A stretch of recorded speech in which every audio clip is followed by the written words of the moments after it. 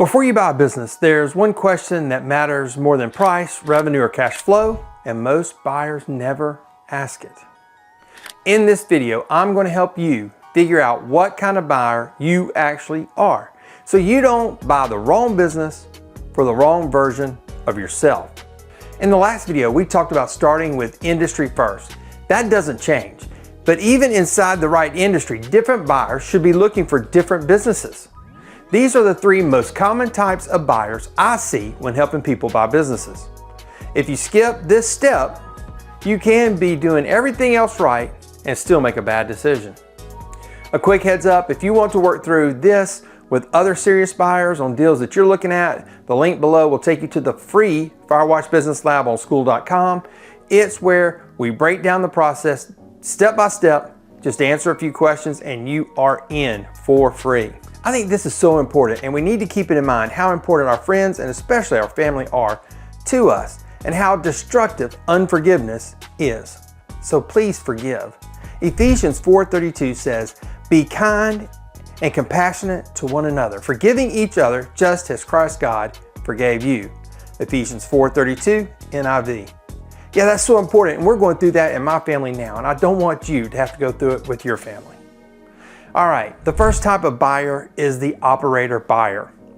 Their characteristics is they want to be hands-on. They're comfortable learning operations, often replacing a job with ownership of a business. This might be someone buying a service business where they're managing crews, dealing with customers, and solving problems every single day. They're not afraid of the work. They actually want to be involved in the business. Here's the clarity point. There's nothing wrong with being an operator buyer if that's your intention. If that's what you're choosing intentionally to be an operator buyer and be in the business every day. Now here's the warning point. Problems happen when someone says they want freedom and then end up buying an operator-dependent business. Watch out for that. All right, the second type of owner is the owner buyer. This is a person who is focused on systems, willing to hire and delegate, thinking long-term and strategically. The buyer might step into a business, learn it deeply, and then start replacing themselves with other people and systems. They're not trying to be everything forever. They are trying to build something that runs by itself. This buyer isn't afraid of complexity. They are afraid of dependency, afraid the business is going to depend on them to run. All right, here's your clarity point. Owners, buyers don't ask, "Can I do this?" They ask, "Can this run without me?" Here's your warning point, right? Each one of them has one. Most people don't think about this. As an owner buyer, they're relying on people, and you need to understand the business well enough that if a key employee leaves you, the business doesn't just fall apart. You don't need to do every job, but you certainly need to understand every job. The third type of buyer is the investor buyer. They're minimal involvement, strong financial discipline, and wants the business to run without them. They often buy boring but stable businesses. This is what most people mean when they say they want to be an absentee owner. This buyer is focused on cash flow, risk reduction, and optionality. This buyer wants dashboards, managers, and predictable systems, not daily decisions. Here's your clarity point. If you want to buy this, but don't have systems or the patience to build them, you are not there yet. And that's okay. Here's your warning point. Investor buyers rely almost entirely on people. If you don't understand the business well enough to replace a key person to fix a breakdown, you are and will be exposed.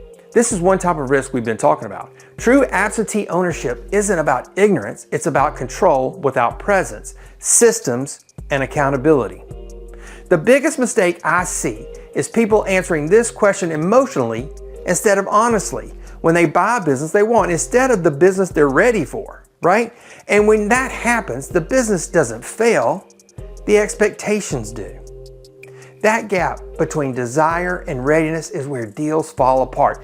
You can grow into a different type of buyer, 100%, but you can't skip the steps without consequences. You've got to grow into the different buyer you want to be. This is why buyer's type and industry have to align. Some industries work great for operators. Some only work if you've got strong systems. And others are nearly impossible without experienced management in place. If these don't match, the business will be harder than it really should be. Here's the takeaway from this video. Before you analyze deals, analyze yourself. Clarity will save you time, money, and stress later, guaranteed. If you haven't joined yet, the link below will take you to my free business buyers community, Firewatch Business Lab on School. That's where we work through real deals, real deal examples, and you can bring your deals and we will look at them together. Now you understand the type of buyer you are and the industry you want to be in. You say, Jason, where do I look to find a business to buy?